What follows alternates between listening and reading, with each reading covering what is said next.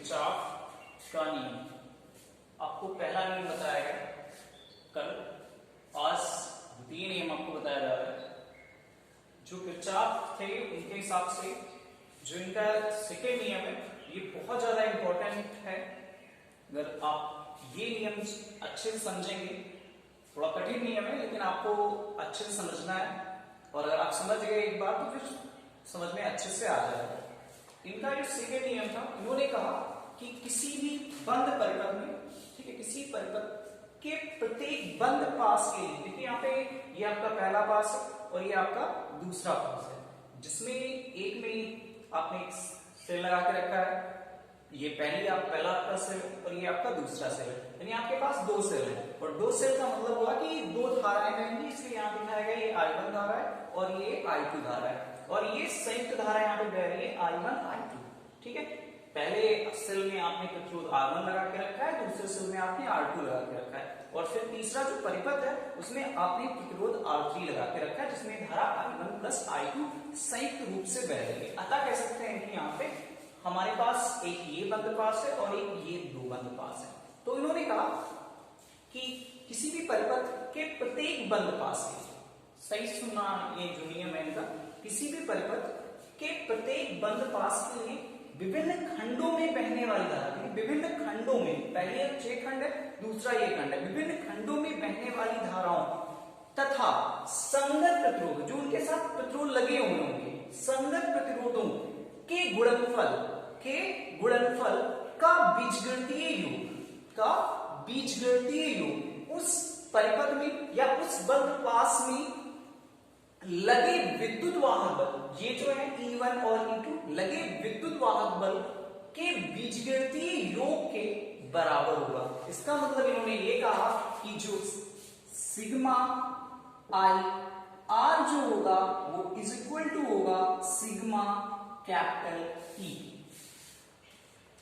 समझ में फिर से मैं बता रहा हूं आपको कि इन्होंने कहा कि किसी परिपथ में प्रत्येक बंद पास में के विभिन्न खंडों में बहने वाली धारा तथा संगत प्रतिरोधों के गुणनफल का बीजगणितीय योग उस परिपथ में लगे या उस बंद पास में लगे विद्युत वाहक बल के योग के बराबर होगा।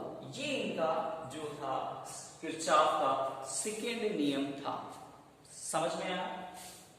तो उन्होंने कहा कि sigma I R is equal to होगा सिग्मा, ये इनका सेकेंड नियम था। अगर हम इनके नियम को थोड़ा और आगे बढ़ाएं तो जाहिर सी बात आपको समझ में आना चाहिए कि अगर हम पहला बंद पास लें, मान लीजिए हमने ये बंद पास ले लिया, तो कह सकते हैं हम लिखेंगे फर्स्ट बंद पास के लिए।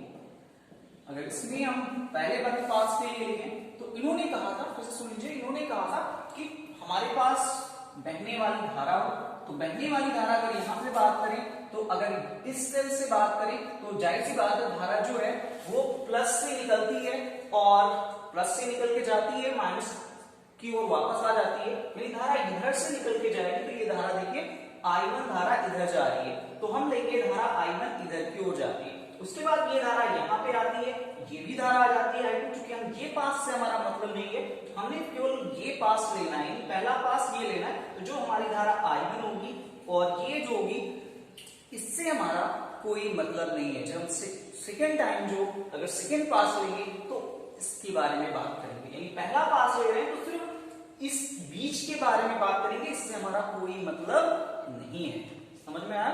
तो अब हम इस पास की बात करें तो देखिए I1 धारा इधर से जाएगी, फिर ये घूमती हुई और फिर देखिए यहाँ पे जो पहुंचेगी वो भी I1 धारा होगी, और जो यहाँ पहुंचेगी वो I2 धारा होगी। तो आपको बताया गया जो धारा है वो पॉजिटिव से निकल के निगेटिव में जाती है। ये आपका पॉजिटिव है और ये आपका क्या है, निगेटिव है। तो धारा जो है पॉजिटिव से निकल के जाएगी, निगेटिव में जाके पहुंच जाएगी, और जिस सेल से जो धारा जाएगी, जैसे I1 धारा जा रही है वही धारा इसमें पहुंचेगी। जैसे इसमें I2 धारा निकल के जा रही है तो I2 ही पहुंचेगी, ये भी बात क्लियर होनी चाहिए। ठीक है, तो देखिए I1 धारा यहां से निकल के जा रही है, तो यहाँ पे कोई भी प्रतिरोध नहीं लगा है, इधर कोई पेट्रोल लगा है तो हम नहीं लिखेंगे, यानी इन्होंने कहा है कि I और R का गुणनफल होना चाहिए। तो अब देखिए यहाँ कोई नहीं है तो यहाँ लेंगे, तो यहाँ पे देखिए I1 आ रहा है और उसके साथ में पेट्रोल लगा हुआ है R1, तो लिखेंगे क्या I1 और R1। अब यहाँ पे चूंकि हमने प्लस में लिखा, प्लस में कब लिखते हैं जब धारा की दिशा जो है या धारा का जो डायरेक्शन है वो सेम हो।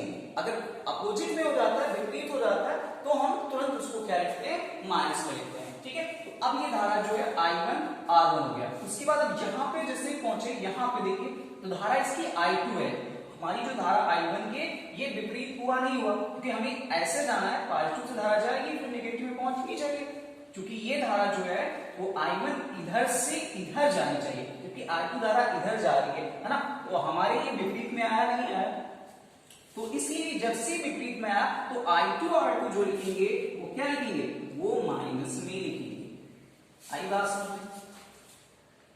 समझ में आनी चाहिए कि अगर विपरीत धारा हो गई तो फिर हम उसको माइनस में लिखेंगे, और अगर डायरेक्शन उसकी अपोजिट नहीं है तो हम उसको पॉजिटिव लिखेंगे। जैसे यहाँ लिखा गया कि धारा इधर से जानी चाहिए फिर इधर से घूम के इधर आनी चाहिए, तो हमारा डायरेक्शन क्या हुआ, सेम है, अपोजिट नहीं है, इसलिए I1 और R1 को हमने पॉजिटिव लिखा। जबकि ये हम इसके बारे में बात कर रहे हैं, अब यहाँ पहुंचे तो चूंकि ये धारा इधर से इधर जा रही है, तो इसके देखिए अपोजिट, ये धारा क्या होगी, ये धारा I1 इधर होगी, तो देखिए ये दोनों अपोजिट हुए नहीं हुए, तो जैसे ही I2 अपोजिट हुआ इसका मतलब क्या हुआ, हम I2 और R2 को क्या लिखेंगे, माइनस में लिखेंगे। आई बात समझ में, ठीक है। तो इसलिए यहाँ पे माइनस I2 इंटू R2 लिखा गया नहीं लिखा गया। उसके बाद किरचॉफ ने कहा कि जो भी प्रतिरोध होंगे और जो भी धारा होगी उन सभी का जो गुणनफल होगा वो किसके बराबर होगा, विद्युत वाहक बलों के बराबर होगा। तो हमारे पास विद्युत वाहक बल कौन है, एक ये है और एक ये है, दो विद्युत वाहक बल है। तो हमने पहले के आधार पर बात की है ना, तो E1 क्या लिखेंगे, E1 जो लिखेंगे वो पॉजिटिव में लिखेंगे। क्यों लिखेंगे, क्योंकि हम इसके सापेक्ष चल रहे हैं, इसके सापेक्ष नहीं चल रहे। अब ये जो है पॉजिटिव में लिखा गया, तो जाहिर सी बात है ये इसके अपोजिट हुआ नहीं हुआ। अगर यहाँ पे प्लस ना लगा होता, यहाँ प्लस लगा होता और यहाँ माइनस लिखा होता तो हम क्या लिखते, E1 प्लस E2 लिखते। क्या लिखते, E1 प्लस E2, लेकिन चूंकि यहाँ पे प्लस लगा है, सेम है ना, लेकिन डायरेक्शन इसकी अपोजिट है ना, एक धारा इधर जा रही है, एक धारा इधर, जैसे अभी एक लाइन खींचते हैं हम, ठीक है, कोई बॉयज जो है इधर से इधर जा रहा है और कोई बॉयज इधर से इधर जा रहा है, तो ये सेम डायरेक्शन है नहीं, सेम डायरेक्शन में नहीं है। सेम डायरेक्शन के लिए होना चाहिए क्या, ऐसे होना चाहिए, नहीं होना चाहिए। तो चूंकि ये ऐसे नहीं है तो इसलिए ये इनको हम क्या लिखेंगे, इनको लिखेंगे माइनस, E1 माइनस E2 लिखेंगे। समझ में बात आई। अब यहाँ पे जो ये समीकरण बनता है उसको लिखते हैं फर्स्ट, यानी किरचॉफ के द्वारा अगर कोई आपके पास जटिल परिपथ है तो उसमें धारा की वैल्यूएशन कैसे निकाली जाए तो उसके बारे में ये समीकरण निकाल के देते हैं, उनको आप सॉल्व करते हो, फिर आप धारा की वैल्यूएशन बड़े आराम से निकाल सकते हो। ठीक है, अब देखते हैं यहाँ पे सेकेंड बंद पास के लिए। अगर हम सेकेंड की बात करें, सेकेंड बंद पास के लिए, सेकेंड बंद पास के लिए जाएंगे तो अब देखिए हमारे पास ये बंद पास, उससे हमारा ऊपर वाले से मतलब नहीं है, तो इसमें केवल एक सेल लगा हुआ है और ऊपर से नहीं जाएंगे। अब ये धारा I2 जा रही है तो ये हम इसके सापेक्ष तुलना करेंगे, है ना, तो ये लेंगे तो क्या लेंगे, देखिए धारा I2 इधर से जाएगी, इधर से पहुंच के फिर यहाँ पे पहुंच जाएगी, नहीं पहुंच जाएगी, तो फिर I2 और R2 क्या लिखेंगे, I2 और R2 प्लस में लिखा गया। ठीक है, उसके बाद देखिए यहाँ पे कोई सेल नहीं है, धारा इधर जा रही है तो इसको भी लिखेंगे पॉजिटिव। क्या लिखेंगे, पॉजिटिव, यानी लिखेंगे I1 प्लस I2 और इंटू R3 और बराबर किसके होगा, सेल के विद्युत वाहक बल के बराबर होगा। यानी जो भी धारा है और प्रतिरोध का जो गुणनफल होता है वो सेल के विद्युत वाहक बल के बराबर होगा। यानी सेल का विद्युत वाहक बल क्या है, यहाँ पे E2 है तो लिखेंगे इसको क्या, E2। ठीक है, तो अब ये हो गया I2 R2 प्लस गुणा कर देंगे इसका तो लिखेंगे I1 R3 और प्लस I2 R3 बराबर किसके होगा, E2 के। या इसको लिख सकते हैं I1 R3 प्लस, इनको जोड़ देते हैं तो क्या होगा R2 प्लस R3 और इंटू I2 बराबर किसके होगा E2 के। ये आपका समीकरण नंबर सेकंड होता है। अब ये जो समीकरण है यही जो है वो किरचॉफ के नियम है।